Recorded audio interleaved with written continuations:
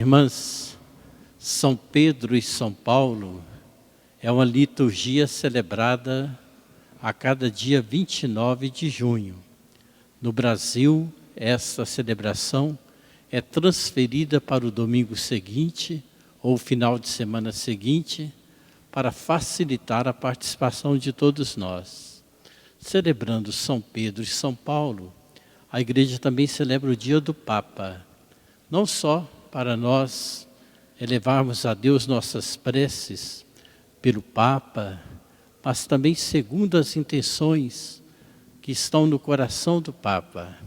Como pastor da Igreja espalhada pelo mundo inteiro, o Papa traz consigo em sua fé, em sua oração, aquelas intenções que abrangem a humanidade toda. Sem conhecer todas elas, nós podemos participar dessa tarefa missionária que Deus confiou à sua Igreja na pessoa do Papa. Ele é o sucessor de Pedro para presidir a Igreja na caridade, no amor, através da fé vivenciada por Pedro, que Jesus confiou-lhe esta missão. O texto da narrativa em que Jesus confia a missão a Pedro decorre de uma experiência muito bonita, porque Jesus estava caminhando com os seus discípulos, conversando com eles, indo de cidade a cidade e se aproximando de Cesareia de Filipe, uma cidade que recebeu esse nome em homenagem ao imperador César, Cesareia, cidade de César.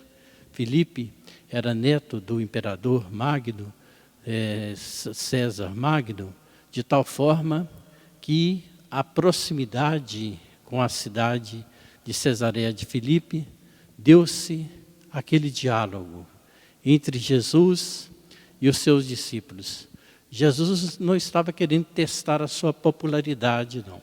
Ele queria confirmar na consciência e na vida dos seus discípulos a sua missão de Messias, de Salvador. Ele, quando pergunta o que dizem os homens a meu respeito, ele não está tanto preocupado com o aspecto da sua popularidade.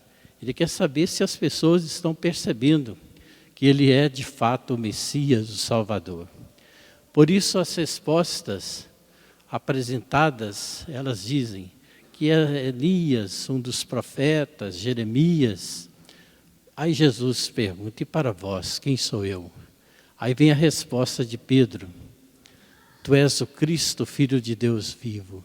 Eu estou dizendo isso porque Jesus, caminhando, chegando à cidade de Cesareia, acima estava a rocha, um rochedo, sobre o qual foi construído o palácio do imperador, construído sobre a rocha para dizer do poder, da autoridade do imperador. Jesus olhou para a rocha, olhou para Pedro e disse assim: Simão, tu serás Cefas, tu serás pedra, Pedro, sobre ti edificarei a minha igreja. É a missão que Jesus confiou ao apóstolo para ser o pastor universal do rebanho dele, que esse rebanho é de Cristo, não é do Papa, nem dos padres, nem dos leigos.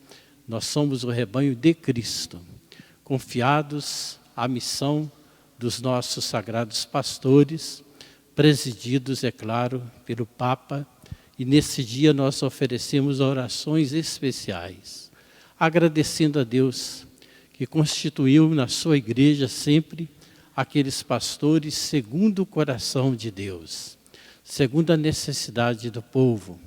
E lá está, à frente da nossa igreja, o Papa Francisco, que está nos chamando a ser uma igreja sinodal, uma igreja que é capaz de caminhar junto, sem alguém pensar que competisse apenas a missão do Papa ou dos bispos, a evangelização, mas ter presente que a evangelização compete a todos nós. Aí, olhando para o evangelho que acabamos de ouvir, Jesus faz a pergunta repetidas vezes a Pedro: tu me amas? E é interessante que Jesus pergunta o tu me amas do amor ágape, que é o amor de Deus mesmo, né? E Pedro responde com o amor filós, o amor humano. E Pedro diz, sim, Senhor, eu te amo. 3 vezes, porque 3 vezes Pedro negou a Cristo. Mas depois, na 3ª vez, a pergunta de Jesus já se faz mais perto da experiência de Pedro. Tu me amas? No original da Bíblia, esse terceiro, tu me amas, já é do amor filia, para ser esse amor mais humano, que Pedro estava então compreendendo. Senhor, tu sabes tudo, tu sabes que eu te amo. E Jesus então disse-lhe, apacenta as minhas ovelhas. Para cumprir a nossa missão de fiéis cristãos batizados e ministros ordenados, nós não somos interrogados a respeito de conhecimentos ou de quaisquer outros quesitos. O critério é esse, é o amor. Se nós amamos a Deus de verdade, nós estamos aptos para cumprir a nossa tarefa missionária. Esse amor verdadeiro vai nos fazer conhecer mais de perto, é claro, a palavra de Deus, os ensinamentos da igreja, mas tudo decorre desse amor. Tu me amas, Senhor, tu sabes tudo, tu sabes que eu te amo. Olhando para a missão de Pedro, nós pensamos na comunidade que se reúne para crescer na experiência da fé, a dimensão litúrgica, a dimensão comunitária, a dimensão catequética da nossa formação e do nosso conhecimento da nossa fé. Olhando para a missão de Paulo, nós lembramos uma igreja que se abre à sua tarefa missionária. Nós não somos uma igreja voltada apenas para os interesses próprios da comunidade intraeclesial. Nós temos uma missão de fazer esse mundo ficar melhor. E o apóstolo Paulo deu esse exemplo numa época tão difícil. Enfrentando dificuldades imensas, ele se tornou o grande evangelizador. Depois de nosso Senhor Jesus Cristo, ninguém mais anunciou com tanto afinco o Evangelho como fez São Paulo. Então nós somos uma igreja missionária que deve dialogar com vários segmentos da sociedade, entrar em diálogo, não nos colocar como adversários da sociedade, mas como parceiros daquelas questões que nos unem, que nos fazem ser mais fortes para cumprir os desígnios de Deus, porque as sementes do Evangelho estão espalhadas no coração de toda a humanidade. Somos chamados, seguindo o exemplo do apóstolo Paulo, a estabelecer um diálogo, uma parceria com as pessoas que creem em Deus de modo diferente do que nós cremos, respeitando as diferenças, guardando e preservando a fidelidade de nossa fé no Senhor. Nós somos chamados a ser proclamadores e anunciadores do Evangelho. O apóstolo Paulo disse assim, ai de mim se eu não evangelizar. E disse ainda, para mim viver é Cristo. Esta é uma experiência de um apóstolo que seguia antes um caminho totalmente diferente, na fidelidade aos seus princípios religiosos.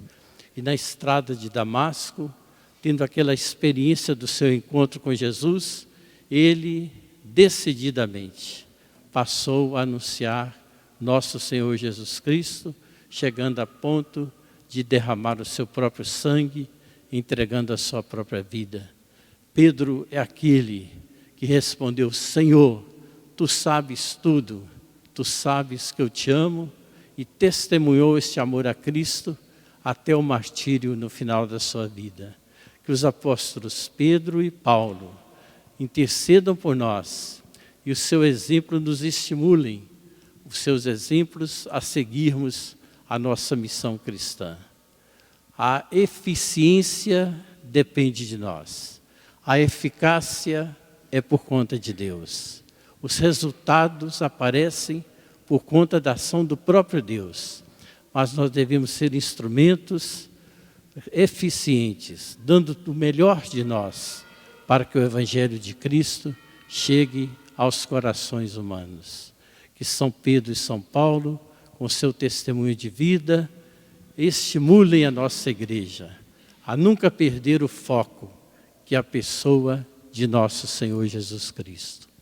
Louvado seja nosso Senhor Jesus Cristo. Para sempre.